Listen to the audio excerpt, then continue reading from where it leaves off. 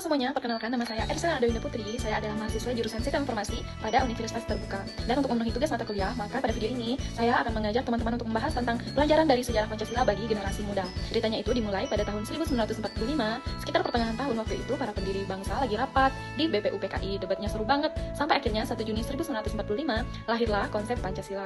Namun saat itu belum langsung jadi dasar negara ya, karena tanggal 18 Agustus 1945 Pancasila baru resmi disahkan dalam pembukaan Undang-Undang Dasar 1945.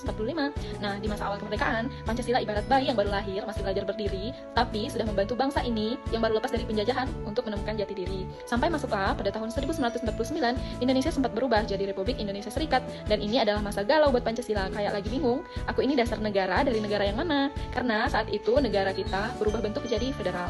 Untungnya cuma sebentar. Pada tahun 1950, negara kita balik lagi ke Negara Kesatuan Republik Indonesia karena rakyatnya punya kesadaran kalau hidup sendiri-sendiri itu nggak enak loh.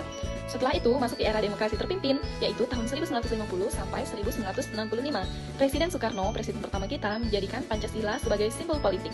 Nah, di situ ada konsep Nasakom, yaitu nasionalis, agama, dan komunis, yang katanya buat menyatukan bangsa, tapi bukannya rukun. Saat itu terjadi konflik panas yang meledak pada tahun 1965. Pancasila kayak bilang, aduh, aku kok dijadiin alat rebutan sih?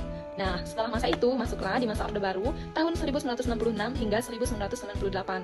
Presiden kita, yaitu presiden yang kedua, Presiden Soeharto. Di sini, Pancasila jadi anak kesayangan loh, di mana pemerintah mewajibkan semua rakyat ikut penataran P4, mulai dari SD, bahkan orang-orang kantoran yang wajib hafal 5 sila. Tapi sayangnya, Pancasila cuma jadi hafalan, bukan pengamalan. Pemerintah bilang Pancasila harus tunggal, tapi kritik sedikit bisa dibilang anti Pancasila pada saat itu. Nah, sampailah di tahun 1998 yang kita sebut dengan era reformasi hingga sekarang ini, di mana rakyat teriak merdeka dari pengekangan. Pada masa ini, ada sejarah kelam yang tercatat di bangsa kita, banyak aktivis yang hilang bahkan dari kalangan mahasiswa. Kembali lagi ke sejarah Pancasilanya, di mana euforia kebebasan bikin sebagian orang lupa arah. Pancasila sempat tersingkir seperti pahlawan tua yang dilupakan.